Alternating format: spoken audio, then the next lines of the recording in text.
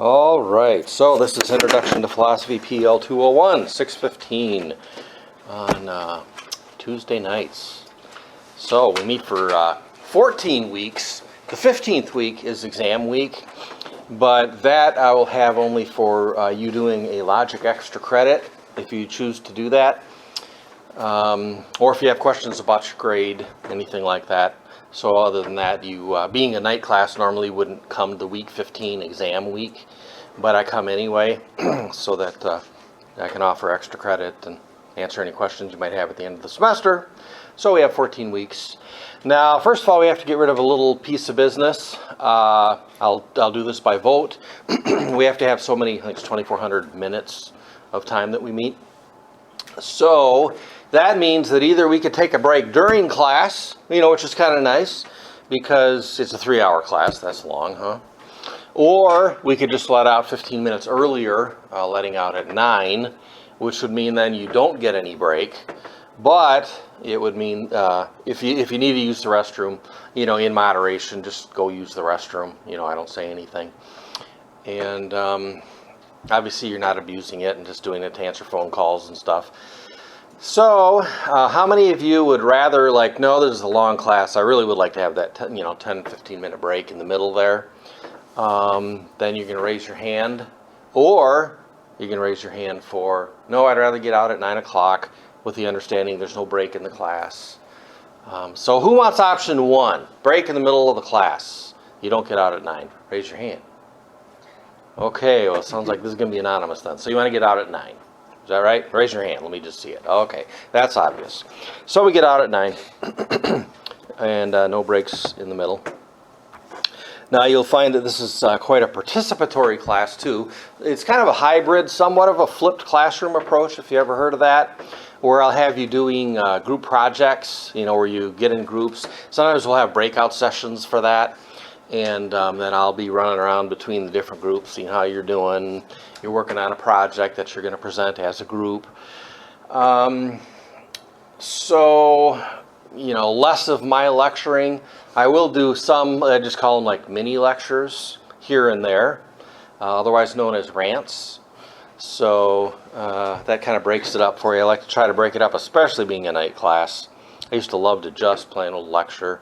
Just love hearing myself talk. I think it's awesome. But no, that would bore you to death. So I break it up. Now, as far as the textbook goes, Archetypes of Wisdom.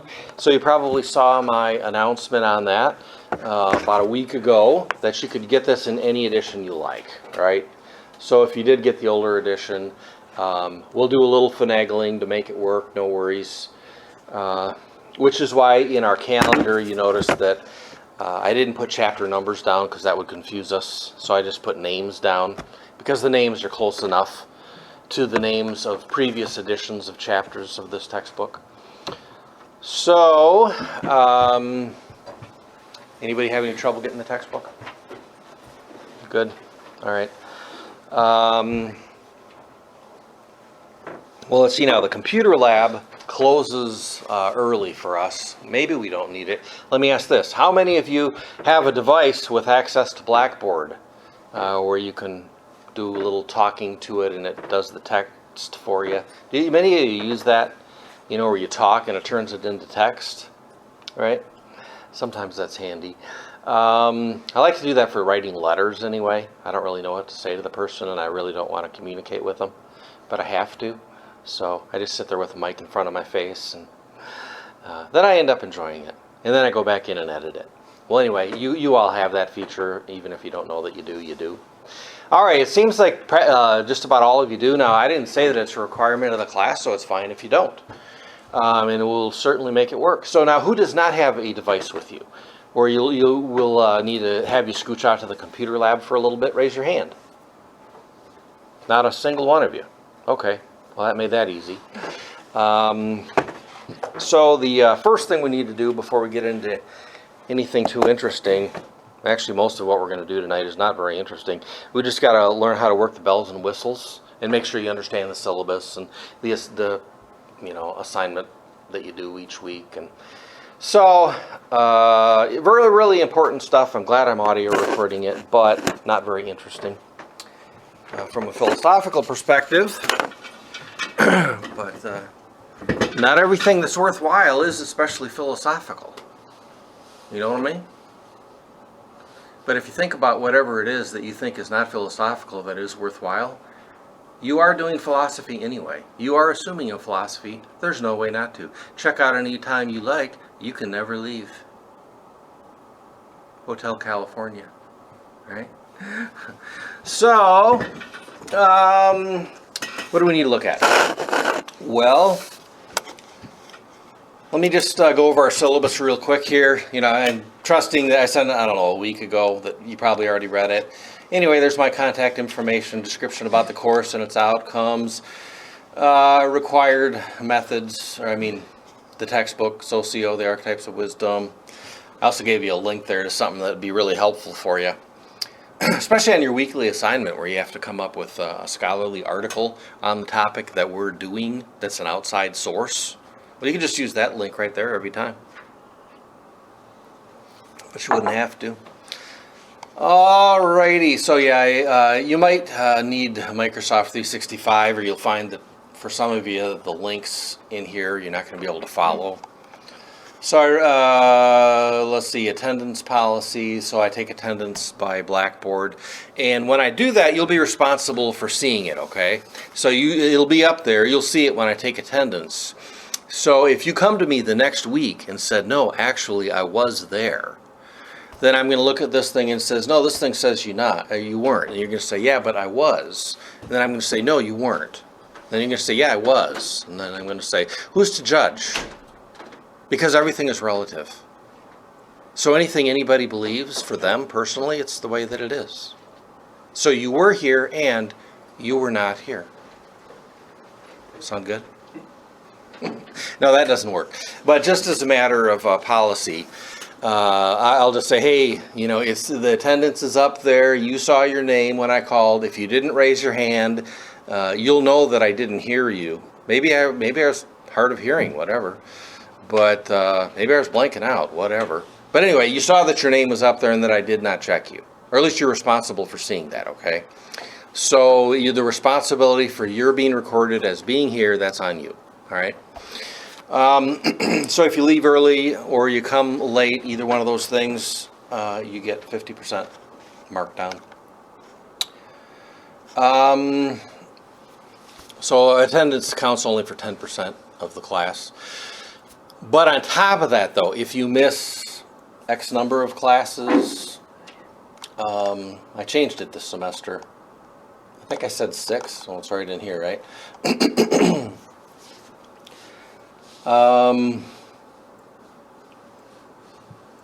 If you miss, I think it was 6 classes, then, because that's like missing 6 weeks, right? That's almost half of the semester. So if you would end up missing that much, then you'd fail the class.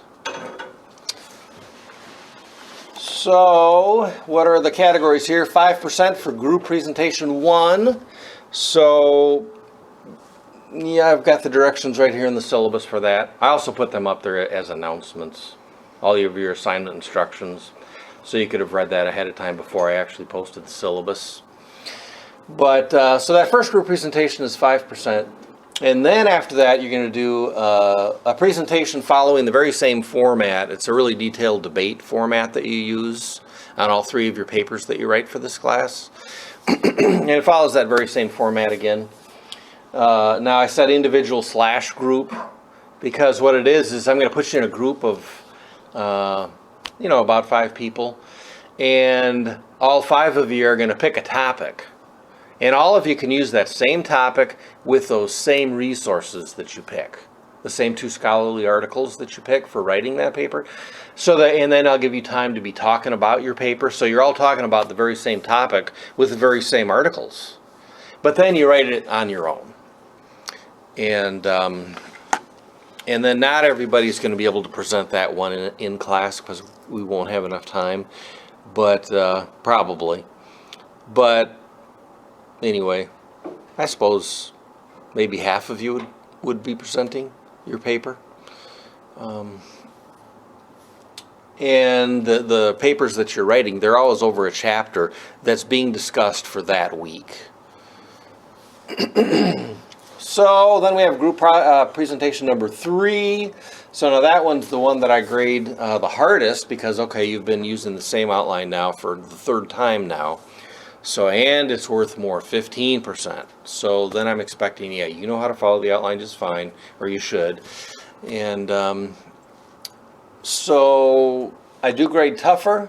But basically, though, what's really of concern to me, especially in the last 5 years, is students fearing their professor like you got to kiss my ass, right?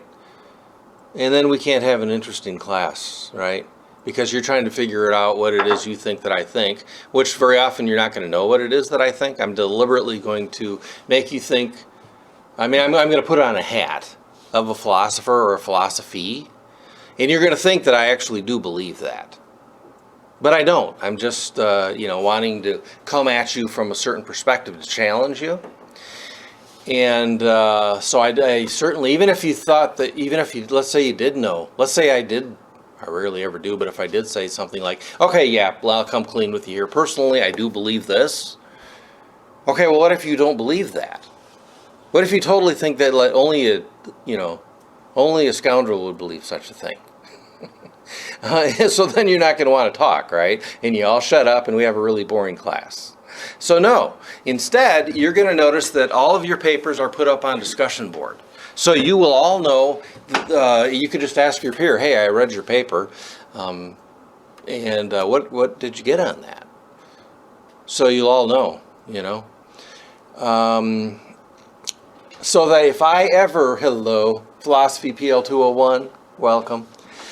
So if you're ever, nervous, like, oh my gosh, what if I don't say what the teacher wants to hear? And then I'm going to have to worry about my grades, so I better just shut up so I'll have a really boring class. So I try to get around that. Nope, you know how I grade you. And on top of that, though, basically I grade by completion. I will lower grades, but it's going to be for really objective things, right? So, if you keep throwing around the personal pronoun and a lot of colloquialisms, and it's really obvious, the style here that you're using in this formal debate paper is very informal, something like that, that's just thinking obvious to show. Who's really going to want to complain about that? Because I can show that it's true so easily, right? Or, it's got to have a good faith effort. If you write the paper and it's very clear, it's just kind of coming out off the top of your head and there's really no depth here. You could have written this without having ever read your section of the chapter or the articles that you posted there, or it just doesn't appear that the articles that you say that you're explaining, it doesn't seem like you even wrote them or even read them, right? A thing like that, that's like maybe a tad subjective sounding, but it's real easy to show, right? Whether this is a good faith effort or not. The other one, just obviously you follow the assignment instructions. So it said, hey, copy this format into your document and then write from there, following that one that I said for you to copy from, right? But then you don't do that? Or you skip sections of it? That's just so stinking easy to show. You didn't follow the instructions, right? So, obviously for those sorts of things, of course I'll grade you down, right? But in my grading you down, if ever I were to grade you biasly, because I heard a handful of students and, not long. Now I've taught at 12 colleges, so I'm not bothering to tell you what colleges I'm talking about, but anyway, where, yeah, students felt like they had to regurgitate what the teacher was saying, or, yeah, everybody knew you're going to get graded down. Okay, that's complete bullshit. I am completely 100% for your academic freedom, partly for selfish reasons. I want an interesting class. And if students are afraid of their instructor, we're not going to have an interesting class. Now, the same thing goes if you're afraid of each other. I don't tolerate that either.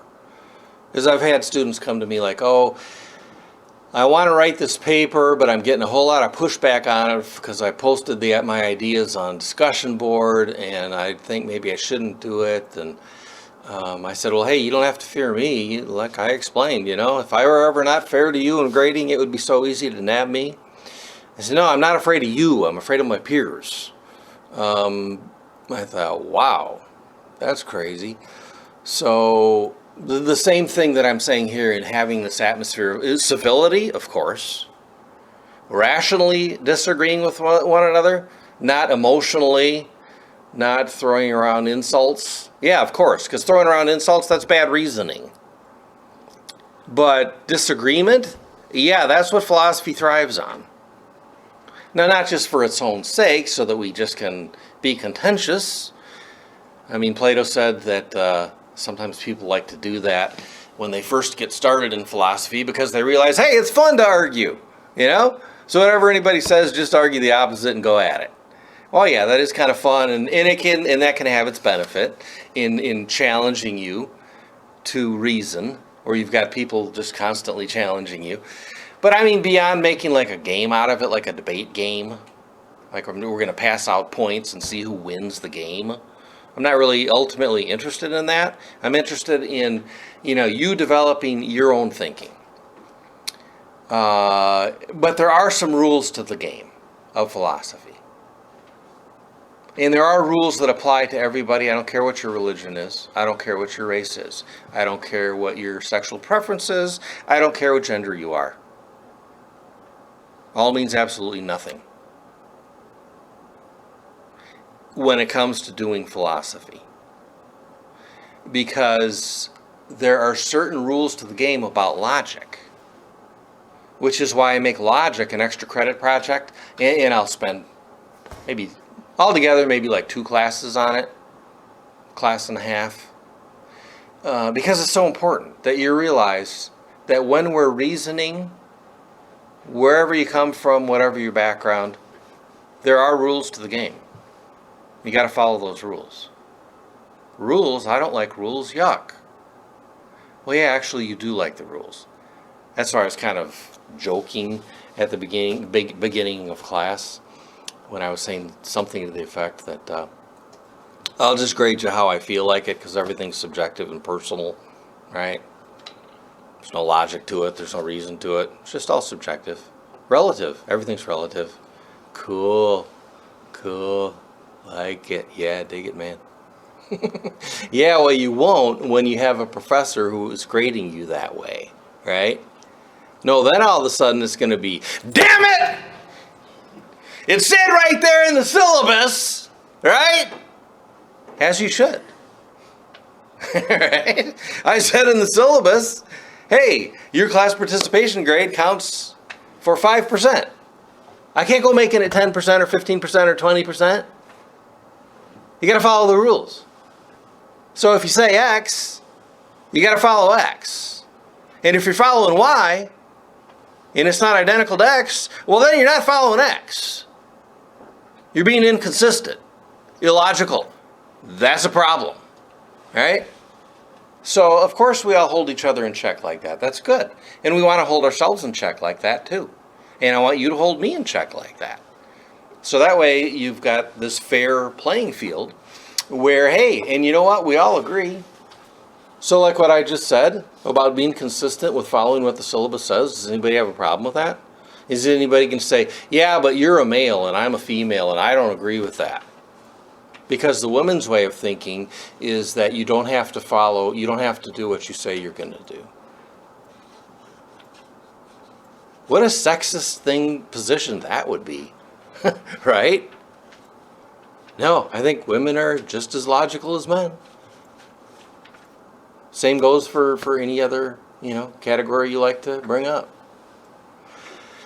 So then that same sort of thing then will apply in you doing your papers. Yeah, you're going to come up with arguments. They're argumentative papers. You're going to have a thesis, 1 sentence.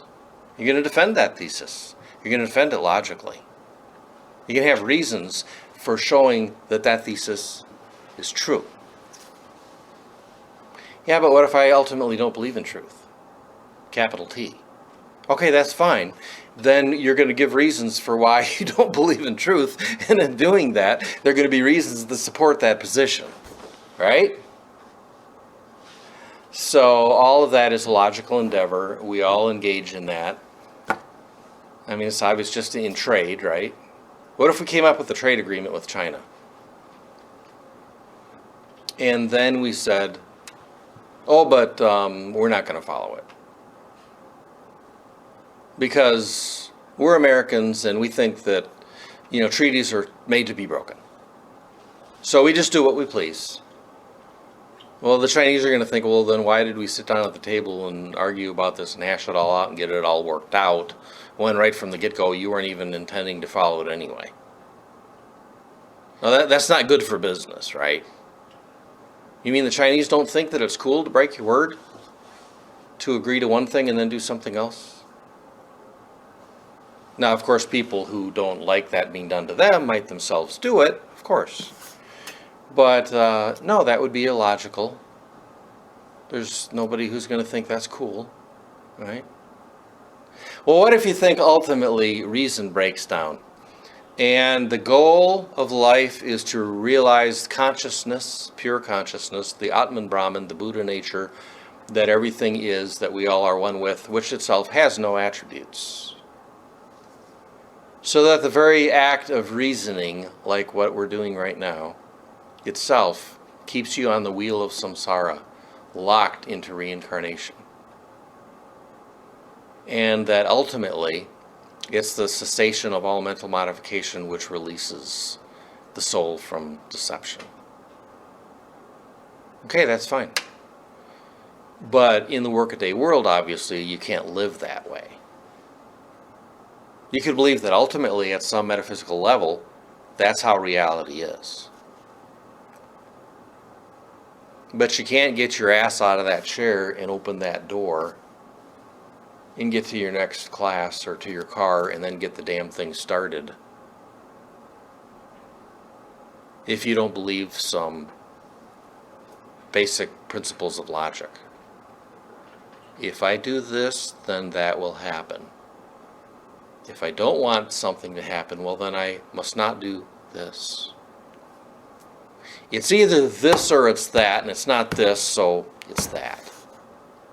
Unless there's some other alternative that I didn't mention. Those are all examples of reasoning logically. There's nobody who doesn't do that. So, the way I'm going to grade you, it'll be quite objective. If I are ever not fair in the way I grade you, it'll be real easy to show it. And likewise, I hold you responsible to treat each other with respect and to listen to other viewpoints that maybe you don't like. Well, maybe I don't like free speech. Okay, fine. Then don't exercise your free speech and just keep your mouth shut, right?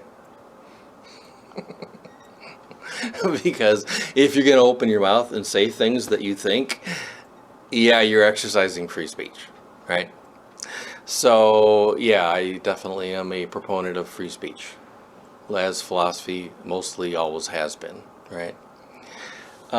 Which means that you might hear things that you disagree with. You might have somebody that disagrees with you and says so and gives reasons why. Yeah. And there's a couple responses you could take. One would be respectfully, thoughtfully, because you care for the truth yourself, for yourself, and hopefully also for them. You show why their argument actually is not sound. Something they're saying actually isn't true. There's some missing information, some skewed information.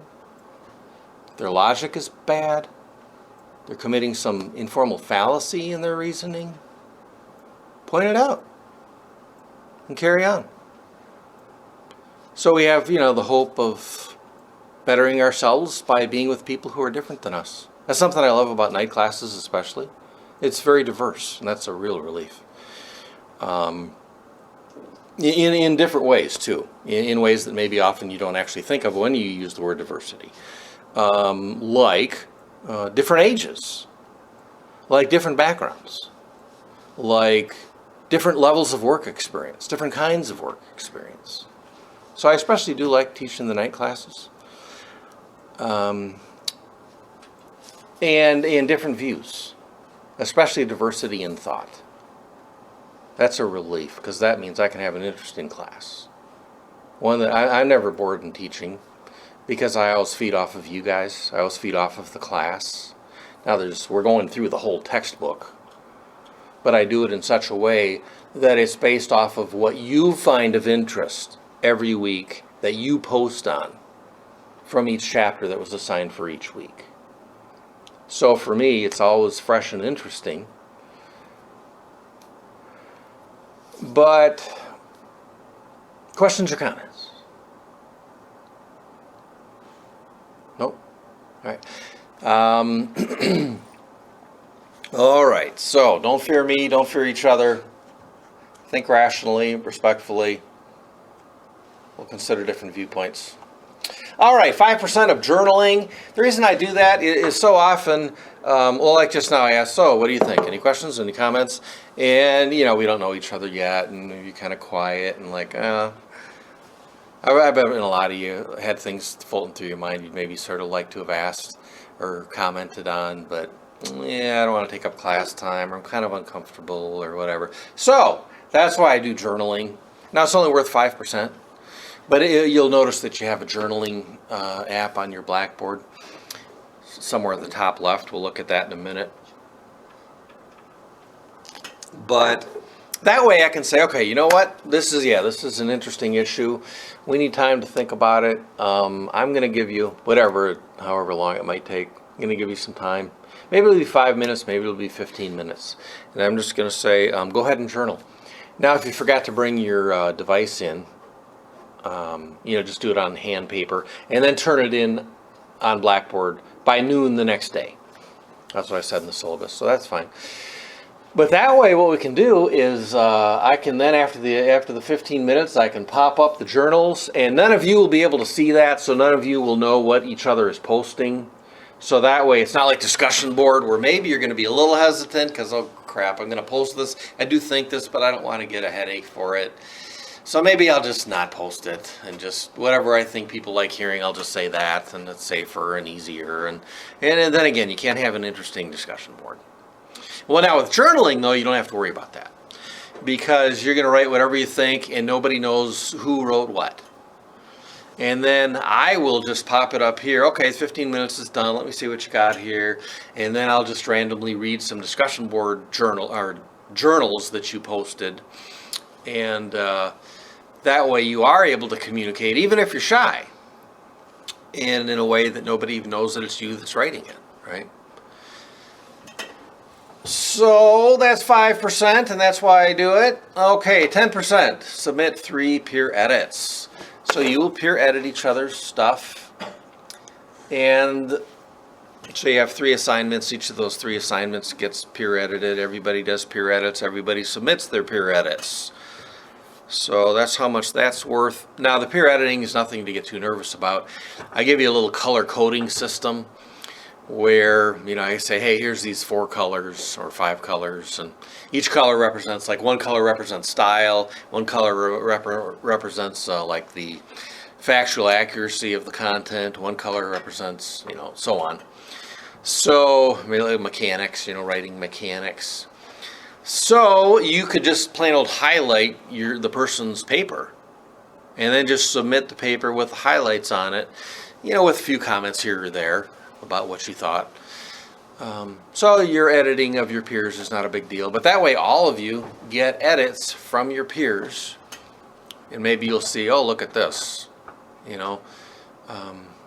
this makes a lot of sense. This was highlighted in yellow, and yeah, let's say that's representing your level of accuracy in understanding the text that you read. And yeah, I guess that wasn't what the author was saying at all. I messed up on that one. I think I misunderstood. So it's handy, helpful. Okay, on-ground class participation. What does that mean? Well, I tell you what that means in the syllabus. So your attentiveness, that you're paying attention, you're not sleeping. Now, every now and then there can be somebody like who will have a sleeping issue. I mean, obviously, if there's something from DSS or some medical thing, of course, I understand.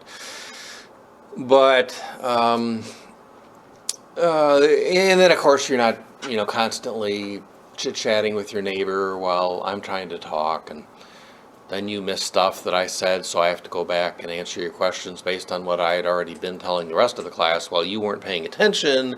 That's just a waste of our time. So I mean, it's just obvious stuff, right? But then also the quality and the quantity of your comments. So I mean, you don't just pipe up with kind of off the cuff flippant remarks, so that doesn't really engage us or provide any depth. So or maybe you have good comments, but you only made 2 of them all semester, right? So quality and quantity of the comments. So that's only 5%. Attendance, 10%, I talked about that. 40% of the discussion boards, so that means 4% for each week. Now this one can nab you, because it can sound like, oh, that's nothing, and then you forget about it. And then it starts to nab you. So I always have that happen each semester, where it's like, hey, it's practically, you have 10 of them. So it's almost every week you have a discussion board post that you got to post. And you got to reply to somebody. You submit it to discussion board. And then you also copy it and submit it to save assignment. It's got to be there on both of them or you get a 0. So, and it's got to be there. Your discussion board post has to be there 2 nights before our class. Your reply to the post has to be there the night before the class. So, you know what? You forget. Oh, crap, you got a 0. Oh, well, it's only 4 points. Who cares? Yeah, but then you lose another 4 points, let's say. Okay, that's 8 points. Now, that's almost a full letter grade off of your final grade for the semester, right? So, mainly the thing is here, just follow the instructions. You do a decent job, with your writing, the mechanics, and the style. Good faith effort, you follow the instructions. Bing, bing, bing. Real likely you're going to have 100%.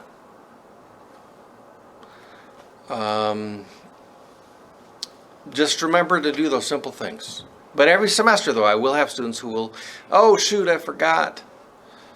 It's like, I can't be making excuses, right? It was in the syllabus, I'm sorry, Yeah, but I got really busy, this and that happened. I mean, obviously, if there's something like, well, you were in the hospital, then of course, yeah, I've been done things like that, right? But anyway, just don't forget to do it. So I do give extra credit. You got to get an 80% on it on that logic test. We can talk about what that is later. It's symbolic logic based on 8 rules of inference from this Hurley book, chapter 7.1 and 7.2. Everything you need to know on that, you already have it right now in resources. It's got all you need right there. So you could get cracking on that well ahead of time if you want to. Well, who cares? Why would I want to worry about that? Well, it's a really generous offer, though. I mean, let's say you did forget 2 discussion board posts. Then I just turn them both into 100% if you pass this thing. Which is raising you almost a full letter grade at the end of the semester. So it's something that can be nice to have in your pocket. All right, discussion board posts and replies. Or again, this is right here in the syllabus, right? So I'm not going to give you all of the directions on how to do it. It's written right here. And on top of that, I give you a screencast where I explain it. So required posts and replies, outline instructions. So it says, real quickly there's 5 things you got to have when you post almost every week. 10 of these, right? Explain a section of interest to you from the textbook for that chapter for that week. Defend or criticize the argument that you explained above. These sections 1 and 2, they have to equal at least 350 words. Give a scholarly link. Ideally, it'd be from like the GRCC library. Or from that Encyclopedia of Philosophy that I gave at the top of the syllabus, that link. You have a related video or audio link. We'll want to play like a 5-minute clip from it, no more than 10 minutes. And then you have to put in your reply You have to do a reply. That reply has to be at least 200 words. Name the peer that you're replying to, so we'll know who it is you're replying to. Hopefully you reply to a post that does not yet have a reply. So there's what you cut and paste right there. So you see how that's yellow? Cut and paste this outline into your document. And then all those things are in red there. 1, 2, 3, 4, 5. So I'll want to, when I come to grade, I'll want to see that outline in there. If it's not there, you didn't follow the instructions. Now maybe you did have all those sections in there, you just didn't copy the outline. Well then, that's not such a serious example of not following the instructions, but I would grade you down some because it's not following the instructions, right? So there's a screencast there to see how do you submit to discussion board, how do you submit to safe assignment. Now I'm going to want you to do that in class here in a minute, just so that I know that you know how to do it. But let's say that you're kind of shy and you actually didn't know how to do it, but you didn't ask me and you had to get home right away. You couldn't hang out after class to ask me, hey, would you mind showing me personally? How is it we do that again? And so you missed it. Well, there's your screencast right there. That shows you how to submit to discussion board and how to submit to safe assignment. So you already got your instructions. Now on top of that, of course, tomorrow you can go to the computer lab. You can say, hey, I got to submit to the discussion board and a safe assignment in this instructor's class. I didn't really ask. I wasn't sure what he was talking about. I thought I knew. I guess I don't. Can you help me here? Right? So that'll be on you to do that. Right? Or to ask one of your peers. I'm finding every semester, though, it's like, compared to 7 years ago, where doing this was a real headache because hardly anybody knew how to do it. And now I find that most of the class does know. So if you don't know, you'll for sure you can get the help you need to know how to do it. Okay, follow this screencast for an explanation of the discussion board safe assignment given above. So I wrote it there. I talked through it real quickly. But you want a better explanation, follow that screencast. Of course, on top of that, you also can look at the posts of your peers. Let's say you read 5 of them. Maybe one of them you realize, oh shoot, they apparently don't seem to understand it either. But I'll look at these other 3 or 4. I mean, they all follow exactly the same format. I guess that must be the one. Oh yeah, that makes sense. So I mean, by reading what other peers have posted, that's going to help you be able to understand how to do this weekly assignment of following that outline to just based on the chapter from your textbook that we're doing. And we're also going to do it in class right now tonight. All right. So, grading policy, on-ground rubric for participating. I told you that already. You can read that there. By the way, it also says, though, everybody starts in class with a B. I just pop in a B. I just call that average, even though average actually is a C, right? So I'm starting off on the generous side. I just give everybody a B to begin with. Now, and that's what usually, by the end of the semester, that's usually what everybody keeps. Not everybody, but most students. So then there'll be, typically, there's like, it depends on the class. Very rarely, I'll actually have nobody. Sometimes I'll only have 1. But I mean, often I'll have like, 3 or 4 who get the 100% on the participation. And then very rarely do I have it where I need to lower it. I mean, typically it's like you're all adults, you all act like adults. I don't have to worry about people just yakking away during class or, just watching the football game on their computer while they're in class or any of this craziness, I very rarely run into that, so I very rarely have to lower anybody's class participation grade. Okay, late assignments, so expect them graded within 2 weeks. I don't read rough drafts. Follow the outlines. I assume you understand what plagiarism is. If you don't, follow the college handbook. If you have technical difficulties, you don't own a computer or whatever, I can't take any of those kind of reasons as excuses for not doing an assignment. Because I mean, anybody can say that, and I don't have any way of verifying it. So if I accepted those kind of excuses, I basically don't have a late assignment policy. So If you need to go somewhere to use a computer on campus, or you need to go to a coffee shop to be able to use their Wi-Fi or whatever, do what you got to do, make it happen. Miscellaneous. So I make a lot of use of your computers right during class. So obviously then I don't mind that you have your computers open during class. Obviously you're not using those to be texting each other or other people or all that kind of craziness, right? Talked about the restroom. Yeah, keep all of your assignments. You know what I recommend you do? Do not do your assignments on Blackboard, because you could get bumped off in the middle of it, and then you just lost it. All right? So do your assignment on your word processor. But then don't just save it there, on your device. I mean, your device could crash and then you lost it.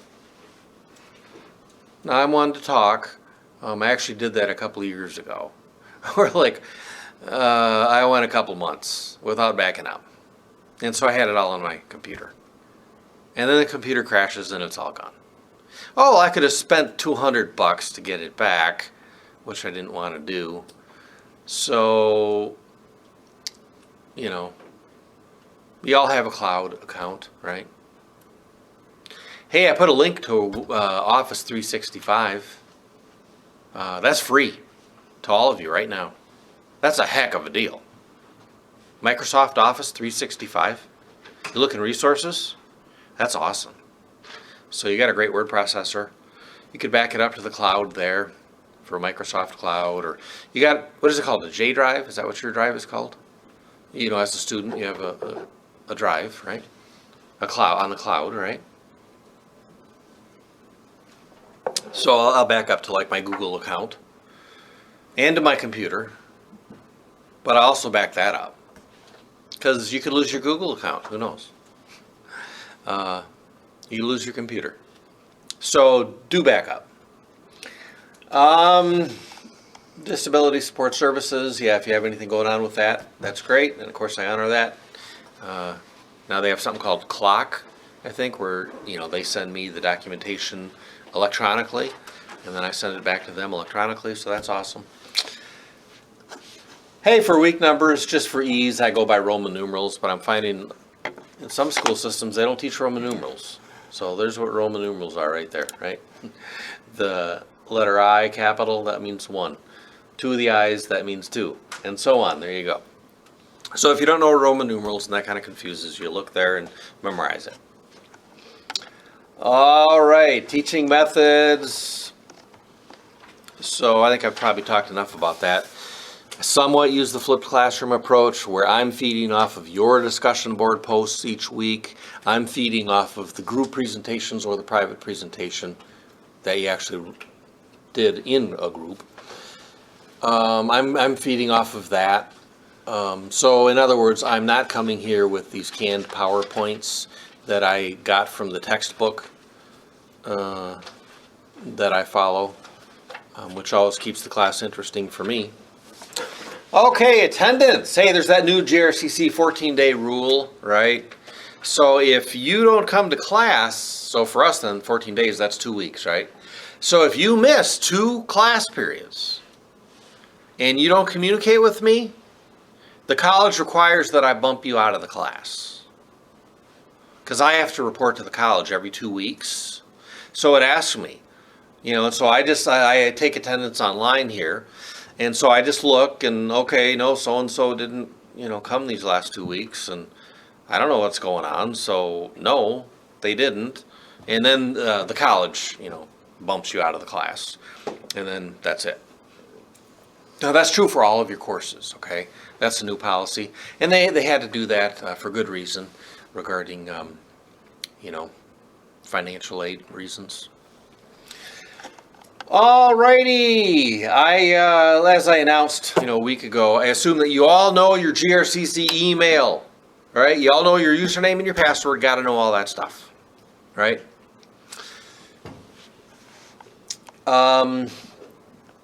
So if you don't know that, let me know tonight. And let's see now. I think the computer lab closes at 8.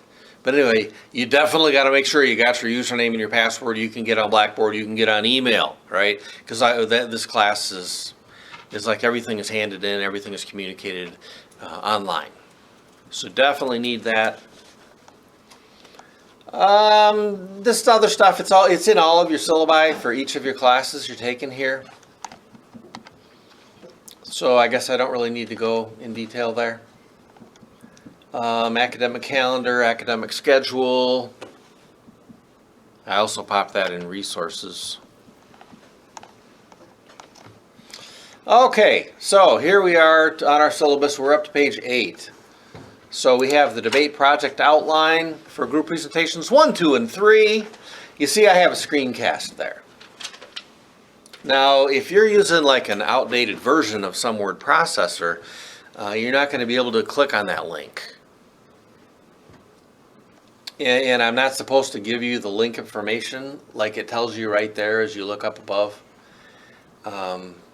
Because like if people are using a screen reader, that would really be annoying to them. So it's just as a link, but that link is useless to you unless you have an updated version of your word processor. But there's no excuses there because you got Word 365, Office 365 for free, right? And then you will be able to follow the links. But that's something you may want to check out. If you got your device open right now, you got your syllabus open right now, just look and see, are you able to follow these links? Now, when I post that through my account with GRCC Relay, and that's how I make it, well then it requires you to have to pop in your username and password every time you want to follow a link like that.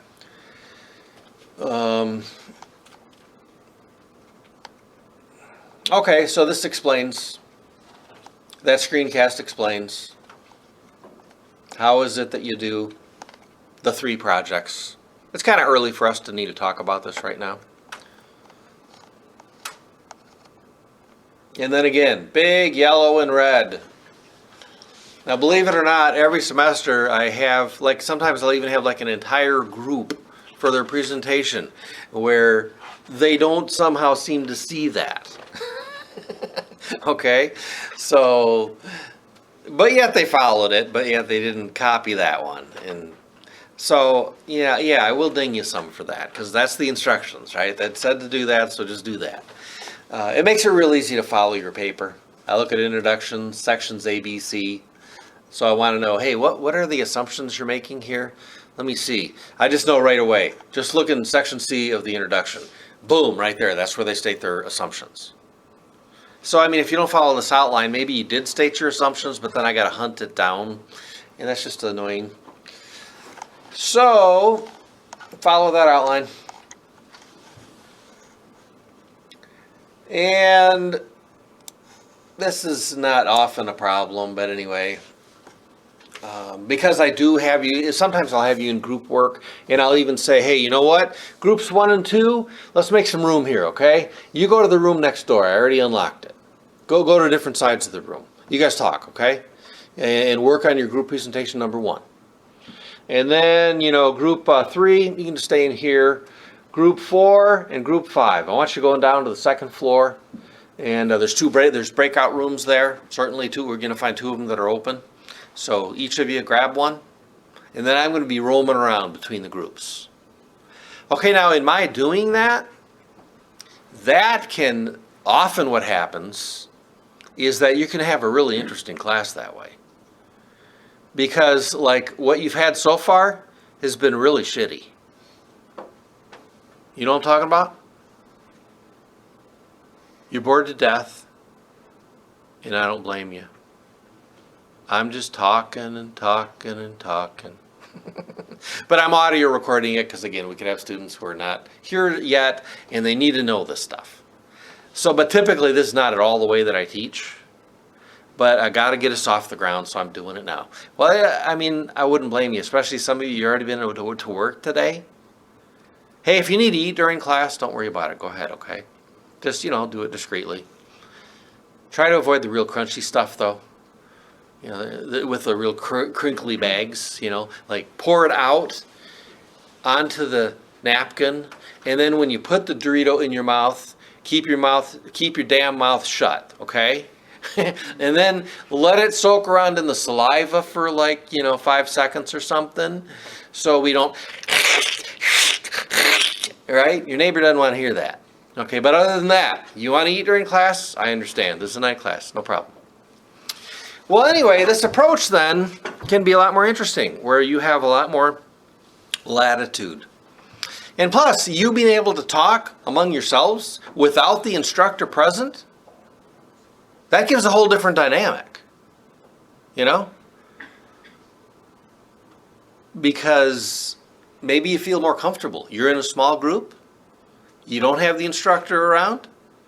Maybe you're able to share more personally, more intimately with your peers, right? Get into more detail, like you wouldn't be uncomfortable. Maybe you'd be uncomfortable doing that in a full class with, 25 people in there. So there's a real advantage to the way that I teach. I like it. But there's a real pitfall too. And that's why I wrote this. Keep yourself and your peers on task in groups, while socializing sometimes adds levity. Student tuition is paid to learn and develop. Productively functioning groups provide a good return on that investment. Respectfully and honestly, challenge one another's positions, assumptions, definitions, textual interpretations, alleged facts, and arguments. This stance engages and enhances one another. So this is a philosophy class. This isn't a bullshit session. Now some of you are thinking, wait a minute, I thought that's what philosophy was. Well, sometimes. But overall, no. All right, so grading rubrics for peer editing. So here's something we can graduate toward. I'm not going to bother reading it right now. Writing assessments in each of these categories. Altogether, it's worth 12 points. Each category itself is worth 4 points. The categories are convention in that. There's style and grammar. Then there's the directions given in the handout, the syllabus. Then there's the rigor, the focus, the support, the level and accuracy of understanding. So under each of those things, you're going to assign a grade from 1 through 4. They all add up to 12. Well, that would be 100% then. But to begin with, we're going to just do it by highlighting. So you highlight in blue, that means something wrong with the content. Maybe the rigor, maybe the accuracy. You do it in red, okay, that means something with the writing mechanics. Maybe it's like, you know what, you used a comma here, you really should have used a semicolon anyway, if not a period. Do you have 2 separate, clauses here? Okay, maybe it has to do with the writing style. Typically, like, the style is so informal. Yeah, that's kind of funny and all, but I mean, this is a formal debate paper that we're writing here. Every time we're writing, it's not just kind of funny thoughts off the top of your head, Following the directions, well, then you'd highlight that in green. So, we've been through the whole syllabus. Any comments or questions?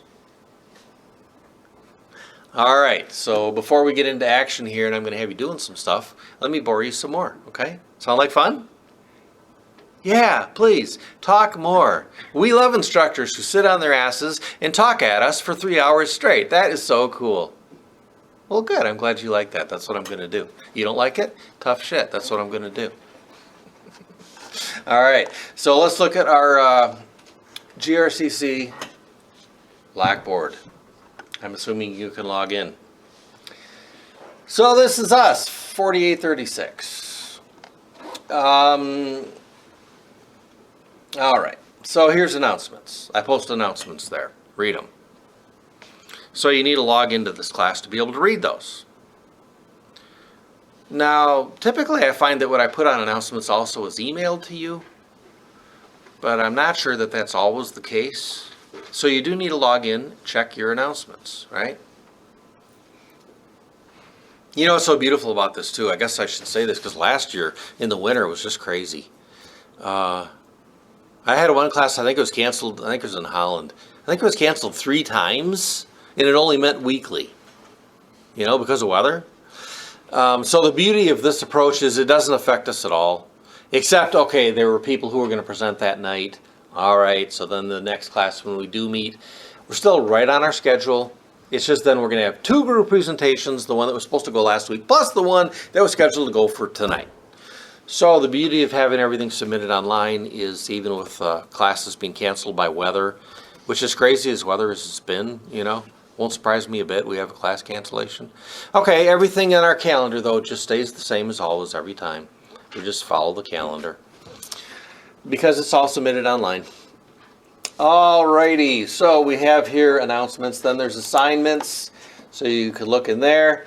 And so this, you're going to post something here. It says post during our first class period. This is not for a grade. This is just to make sure that you understand how to do it, okay? So you're going to click on that, and then it's going to say, you could write the submission right on here. I don't recommend. Well, now this time, if you want to do that, fine, do that. Who cares? It's short.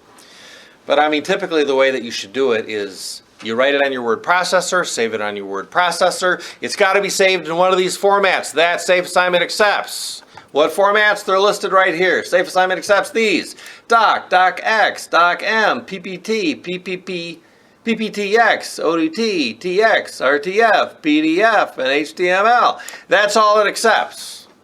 If you post in something that's not one of those, you got a 0. Because then I can't open it. And then probably your peers can't open it. What you did is worthless. All right? So what else do you got to do?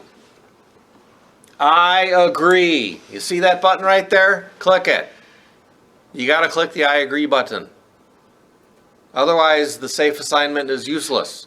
The safe assignment is so that it has permission to be able to check you against a database. It's called safe assignment because that sounds nice. And that's like the golden rule in American culture is be nice. Right? But actually, I don't see it having a damn thing to do with safety. I do see it something to do with nabbing your ass on plagiarism, though. But that doesn't sound nice. So we don't call it the nab your ass on plagiarism checker. I mean, I suggested it, but the college didn't go along. So instead, it's safe assignment, right? But anyway, it's very, very effective. So yeah, don't mess with it. Now, what if it says that you have like 15% plagiarized? I'm probably not even going to bother looking at it. Don't even care. Why? Well, because I know that there's phrases or whatever that it's going to pick up that are just common. I don't care. Okay, but like sometimes it picked up like 100%. Okay, that's a problem. It's kind of amusing though, because the student said I didn't do it. And I said, okay, you know what? Safe assignment says you did, but technology, who knows? It can go wrong. So I tell you what. We'll go to the dean's office. We'll check it out. And if it turns out they're going to have the college check it out with IT, and oh my gosh, how embarrassing. Safe assignment screwed up. You know what? I apologize. No problem. Yeah, of course we're not calling that plagiarism, and you got your 100%. If it was a good paper, but I'll tell you what. If it's not the case that it's not plagiarized, then I'm going to give you an E for not just this paper, but for the whole semester. And then the student said, well, okay, I mean, actually, I did take it from another source, but not from the one safe assignment said that I took it from. I said, okay, all right, good. Now we're clean. Tell you what, you got a 0 for this assignment. We'll just leave it at that. And, lesson learned. How's that? Or I had another time where somebody said, I did not plagiarize. I said, well, again, it says that you did, but who knows with the technology, maybe it could go wrong. And she said, no, you don't understand. What it is that the person that I asked to write my paper for me, they plagiarized. And then I was like, oh, shoot, I hate it when that happens. Okay, we're good, 100%, don't worry about it. No, it didn't quite turn out that way. So anyway, that's how you do it. Hey, you see this where it says comments? That's not where you write your paper. That's not where you put your paper at. That's like if just on the side you wanted to tell me, hey, I thought this paper was fun to write because of blah, blah, blah, and you're just communicating with me personally. That is not where you write your paper, okay?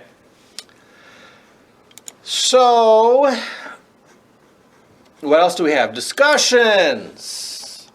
Here, again, you see where it says, post during our first class period, because I got to know that you know how to work discussion board. So you're going to do that here tonight in just a little bit. So you're going to click on that. And you're going to post here the exact same thing that you just posted on Safe Assignment. Why do you have to go through that nonsense of posting at 2 different places? I don't know. I complained about it, and they just don't listen to me over there. You know, at DLIT. Like, can't we integrate these two? No. Okay. Tough shit. Too bad. Move on. So yeah, you got to submit the same thing both places. So why would you do it here? Well, because here your peers are able to read it and then they're able to reply it to it. Okay? Whereas on Safe Assignment, they're not able to do that. That's just to me. Why do I have to do it to both? Well, if the other one is the plagiarism checker, this one does not have a plagiarism checker. So, you got to do it to both. If you don't do it to both, you got a 0. How do I do it? Create thread. Click. Now again, the screencast that I gave you, it explains all this stuff. So I'll just do this quick. Give it a subject. Now, you could write it in your word processor and then paste it right here. Or, you know, you could write it in here, but that's kind of risky. Maybe you get bumped out and you lose it. Or you could say, browse my computer and just attach it there, whatever. If you do that, again, got to be in one of those formats that are accepted by Safe Assignment, even here on discussion board. Because we got to make sure your peers can open it, right? If you're attaching files in some format that they can't open, that's useless. And then you just click submit. That's all there is to it.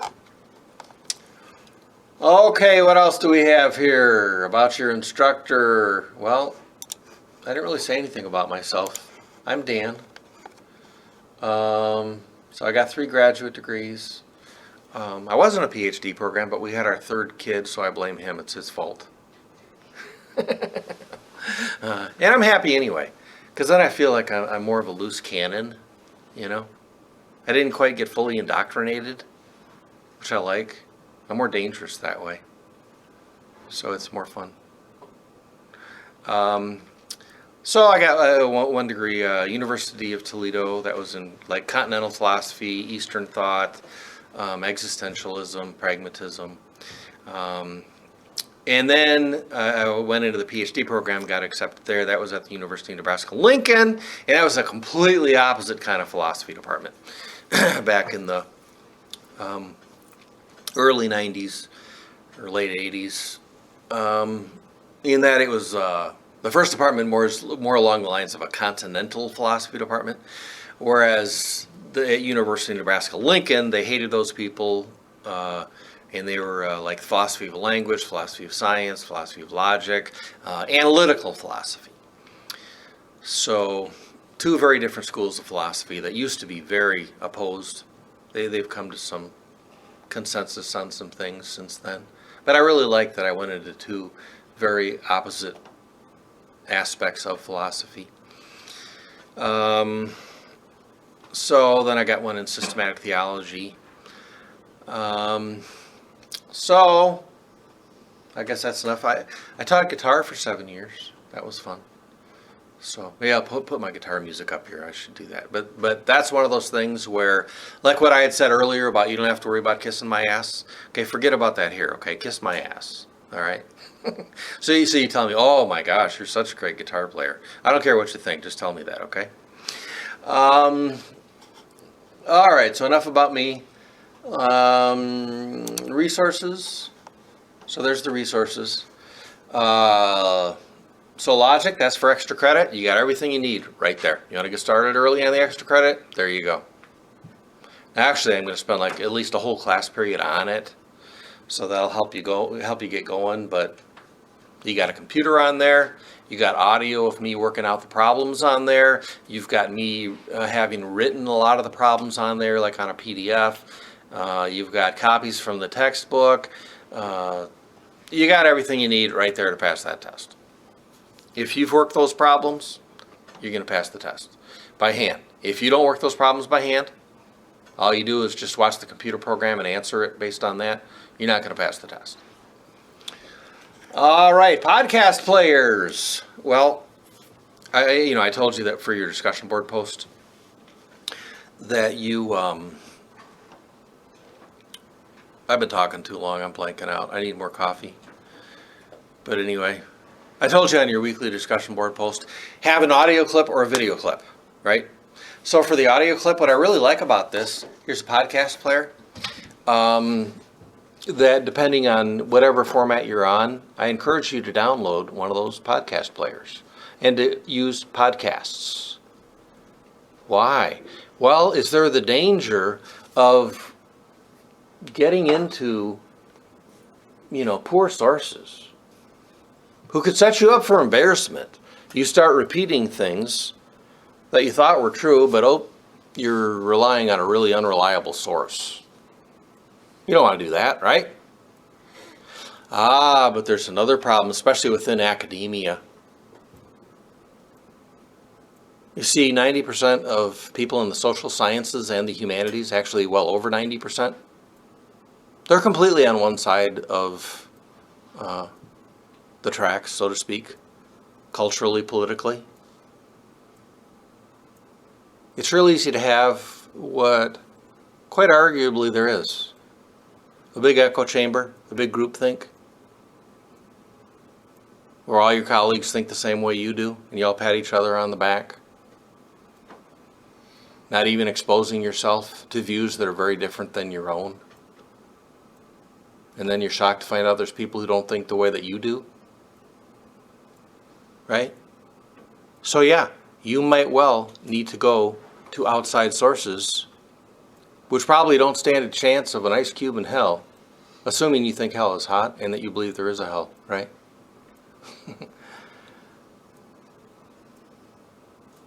Of surviving in getting published in a peer-reviewed article. Because if you try to publish on the side of certain issues, it's not going to get published. Number two, maybe be ready to at least certainly get passed over on promotions. If not, lose your career. That's happened many times, very publicly. You don't believe me? You go listen to Jonathan Haidt, or H-A-I-D-T, Haidt, whatever. You ever heard of him, Jonathan Haidt? How about Evergreen State University? No, it's a private. Evergreen University? What happened, what went down there a few years ago? How about Jordan B. Peterson? Anybody heard of him? Heard what happened to him? Got deplatformed off of all kinds of stuff. Even deplatformed, not just fully in risk of losing his position, which he had had for decades as an esteemed psychiatrist. You need a little more proof? Those things I didn't really give you much proof, right? You can just look into it yourself. Okay, this is another thing you can do yourself right now. Pull out your electronic device. Got it open? Got a little challenge for you. And I'm not going to tell you what to look up. You decide for yourself. You now research a topic that you believe really is like super hyper presently controversial. I want you to do it on Google right now.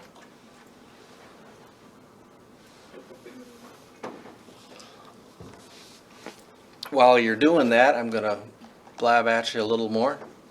You got your exam schedule, you got your tutorial computer lab hours, you got your, well, that's about audio recording if you're a part of DSS. What that means is you have to sign a contract saying that your audio recording will not go anywhere else.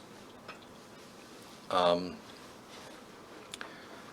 had actually brought that up as a real concern of mine because, well, like just last semester, we can get into some, in philosophy, you can get into some intense conversations. Well, like right now, I'm asking you to look up the most controversial thing you can think of, right? Oh, are you going to go talking about that now? When you know that it's being audio recorded, who wants to open their mouths, right? So last semester I announced that that was going on, and then everybody, it was a really communicative class, and then everybody was completely shut down. It was the end of that semester, as far as group discussion went. So that's why I'm really glad that we have this safeguard here right now. Because that's becoming increasingly a concern, obviously, not just of students, but of everybody in public.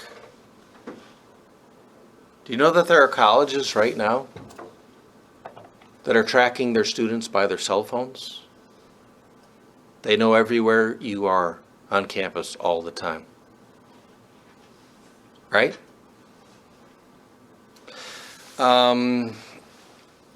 So, I mean, the head of Google, what was his response about Google surveillance? Well, anytime you're in public, you have no reasonable expectation of having privacy. You guys hear that? The audio recorded anytime, anywhere, out in public, right? Be a little more freaky on you.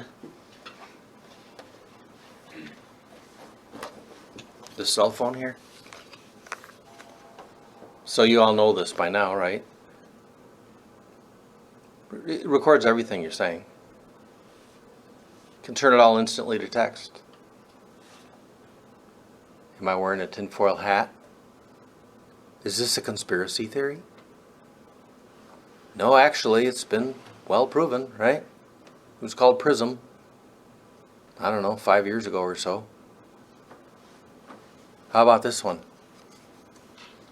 Your TV in your house is listening to you and watching you. I'm not sure about and watching you or not. I'm not positive about that one. Woo!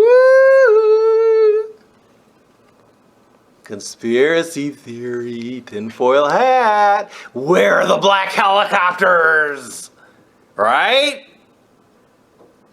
Well, this actually isn't a controversial one anymore either, because as of 2 years ago or so, it was proven in all the mainstream media that, yeah, the NSA has an agreement with, for example, Samsung Television, that there has to be devices in there for the government to listen to you in your own home.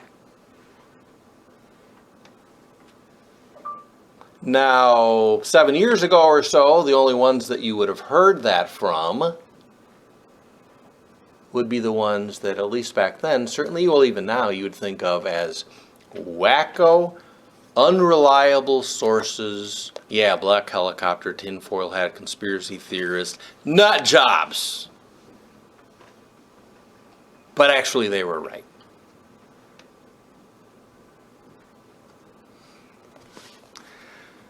So, Cheryl Atkinson, ring a bell? ABC News. She was investigating Benghazi. It's in court right now. Proven that yes, the federal government and the Department of Justice and other departments installed software into her computer at ABC News to know all of her keystrokes and more. Yeah, that's established. That's not a conspiracy theory. Okay, why am I going on with this, and what the heck does this have to do with philosophy? Well, if we're going to have a philosophy class, we're going to philosophize. And a lot of that is in writing. But since Aristotle and his Peripatetics, who would do philosophy as they walked around outside, they weren't doing that to avoid surveillance by the government. Not back then, I don't think. Well, they certainly did have to worry about government surveillance and spies, right? People are getting killed over that stuff. But no, that's not why. So anyways, yes, philosophy is an oral discipline also.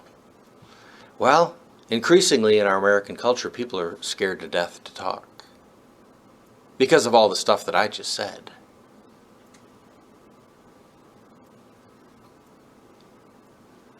So, write what you want, say what you want. Yeah, this is a free speech zone. Years back, we had this little free speech zone here marked out in front of Student Union. So I was being like the smart ass that I am. And I went there. And I said, I request that all of my classes be offered out there in that little tiny free speech zone. Because I teach philosophy. And so If we don't have a free speech zone, I can't teach. We can't have an interesting class. So anyway, we did that. It was wintertime. The students, some of them did get frostbite, but they felt that it was worthwhile because we had good interactions, at least where there was freedom respected. No, not actually. I just disregarded it. But that being said, I do remind students that yes, you are posting things on discussion board publicly. So of course, yeah, you do have to be careful. And when you talk, I told you, hey, I'm recording this, right? And so I made a big issue out of it, like even with, if students have the right to record, to be able to say, hey, we got to have a contract saying they can't do anything with that, and the other students know that they can talk in private. Without worrying that the audio is going to be put up who knows where, right? Because then everyone's scared to death to talk, and we don't have a good class. So, last semester, for crying out loud, is an ethics class, one of the classes I was teaching. And, a student goes and brings up, oh yeah, my mom was going to have me aborted, but then my dad kind of, got her not to, and so if it weren't for my dad, I wouldn't be here right now. How much more personal and private, and consequential do you want to get? Like, she really wants that recorded audio and then posted up who knows where? Anything you put on the internet, it's never coming down. Right?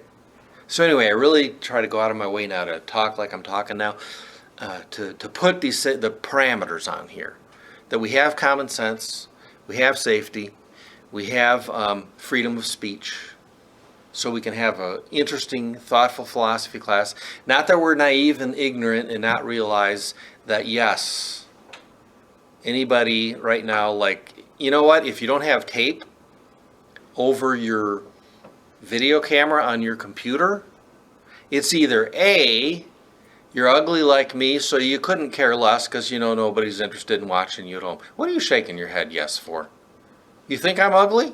No, related. But anyway, yeah, no. So nobody's interested in me. But seriously though, yeah, really. Yeah, Conspiracy theory, tinfoil hat? No, this is a fact. This is the world we're living in now. You can be listened to. You can be watched.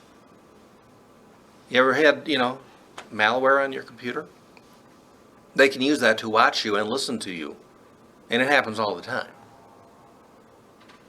So, if you're not ugly like me, then yeah, put some tape over that thing.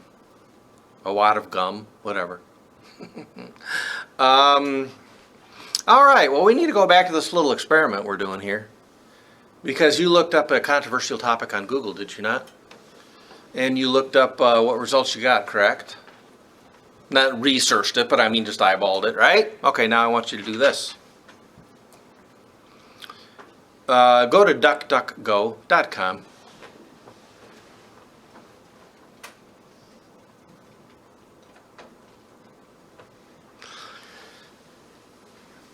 Why am I doing this? Again, to talk about the necessity sometimes, at least on controversial issues, which ever increasing in American society, the number is growing, right?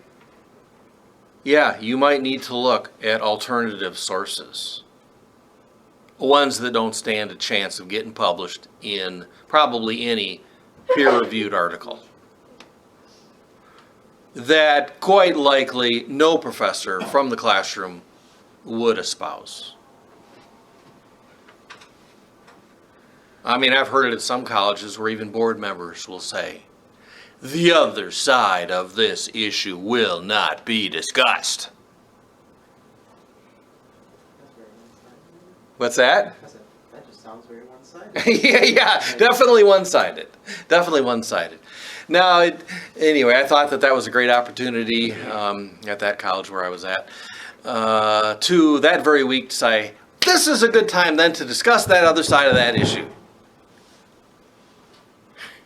Which is why anytime when I'm teaching at especially some other colleges, I'm surprised I'm ever back. I'm just asking for it. And I know, and I don't give a shit. Because I believe in philosophy. And if people are afraid to talk, or not allowed to talk, that's the end of my discipline. I'd rather go drive a truck. Or some other honorable work that's getting something done. Rather than feel like I'm like an agent of the state to propagandize you. Not interested. I teach motorcycling for GRCC in the summers. If you want to sign up, it's a great deal. But a lot less controversial. A lot of fun. Well, anyway, this is the nature of academia today. So, anybody seen a difference? Have you done, you went to duckduckgo.com and then you researched that very same thing using the identical wording to see what results might be different. If you haven't done that, go ahead and do that.